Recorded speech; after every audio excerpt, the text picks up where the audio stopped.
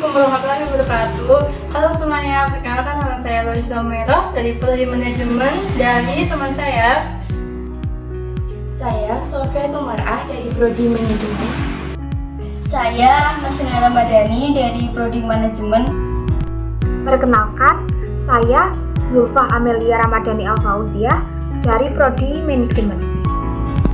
Perkenalkan, nama saya Amanda Dewi Amelia dari Prodi Akuntansi. Perkenalkan, nama saya Dimas Ari Marga Putra, semester 1 Prodi Manajemen. Assalamualaikum warahmatullahi wabarakatuh. Perkenalkan, nama saya Hilmi Khalid dari Prodi Manajemen. Untuk memenuhi tugas bahasa Indonesia, kami di sini akan menjelaskan tentang 4 keterampilan berbahasa. Yang pertama yaitu menyimak, berbicara, membaca, dan yang terakhir yaitu menulis. Manusia adalah makhluk sosial, yang artinya manusia tidak dapat hidup sendiri tanpa adanya orang lain. Dalam interaksi dengan manusia lain diperlukan bahasa. Untuk menggunakan bahasa sebagai alat komunikasi, maka manusia perlu memiliki keterampilan berbahasa. Menurut Yati Mulyati, terampil berbahasa Indonesia artinya terampil menggunakan bahasa Indonesia dalam komunikasi baik secara lisan maupun tertulis. Keterampilan berbahasa mencakup 4 segi, yaitu 1. Keterampilan menyimak, 2. Keterampilan berbicara, 3. Keterampilan membaca, dan 4. Keterampilan menulis. Dengan menguasai 4 keterampilan berbahasa, seseorang dapat memahami dan menciptakan konteks yang tepat ketika bertukar informasi dengan orang lain, baik secara lisan maupun non-lisan. Hal ini tentunya akan mempermudah proses komunikasi di lingkungan sosial, sehingga kesalahpahaman atau miskomunikasi dapat diminimalisir. Karena adanya kemampuan berbahasa perlu untuk dipelajari dan dikuasai bagi semua individu. Berikut ini adalah penjelasannya. Materi yang pertama adalah menyimak. Menyimak adalah keterampilan memahami bahasa lisan yang bersifat reseptif. Keterampilan menyimak tidak hanya mendengar bunyi-bunyi melalui alat pendengaran saja, namun sekaligus memahami maksudnya. Menyimak juga mencakup mengidentifikasi, menilai, dan mereaksi yang terkandung di dalamnya. Dalam menyimak melibatkan pendengaran, penglihatan, ingatan, dan pengertian, sehingga dapat disimpulkan bahwa hakikat menyimak adalah mendengarkan dan memahami isi bahan simakan, serta menangkapnya, memahami atau menghayati pesan, ide, gagasan yang tersirat dalam bahan simakan. Pada saat melakukan penyimpanan muncul masalah yang dihadapi, antara lain kurangnya pemahaman, kurangnya konsentrasi, dan kurangnya motivasi. Contoh kegiatan menyimak yaitu mendengarkan pidato, wawancara, podcast, percakapan sehari-hari, dan lain-lain. Materi yang kedua yaitu berbicara atau speaking. Pengertian berbicara adalah keterampilan untuk menyampaikan pikiran, ide, dan perasaan secara lisan menggunakan bahasa yang tepat. Contohnya, berbicara dalam percakapan sehari-hari, presentasi di depan umum, atau berpartisipasi dalam diskusi kelompok.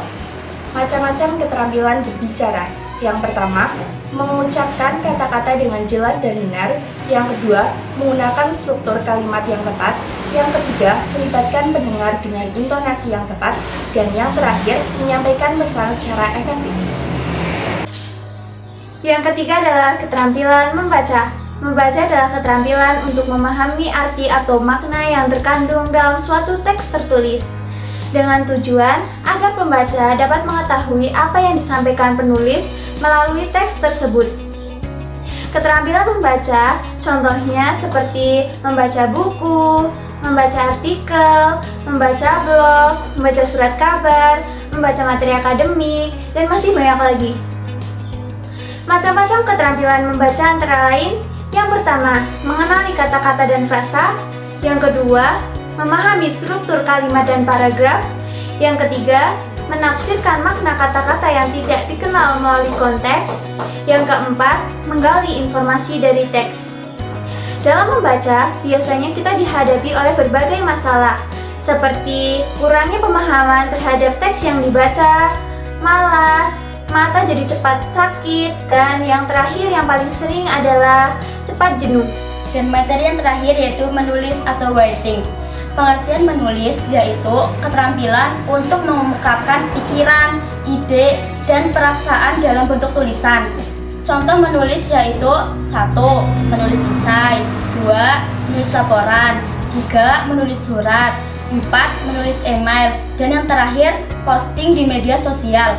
Lalu ada macam-macam keterampilan menulis yaitu yang pertama, menyusun kalimat dengan benar. Yang kedua, menggunakan kosakata yang tepat. Yang ketiga, membangun struktur teks yang koheren. Yang keempat, menulis dengan gaya yang sesuai. Dan yang terakhir, menyampaikan pesan dengan jelas dan efektif.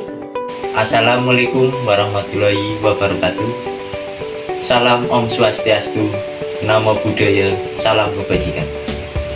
Rahayu, rahayu, rahayu. Salam bahagia untuk kita semua.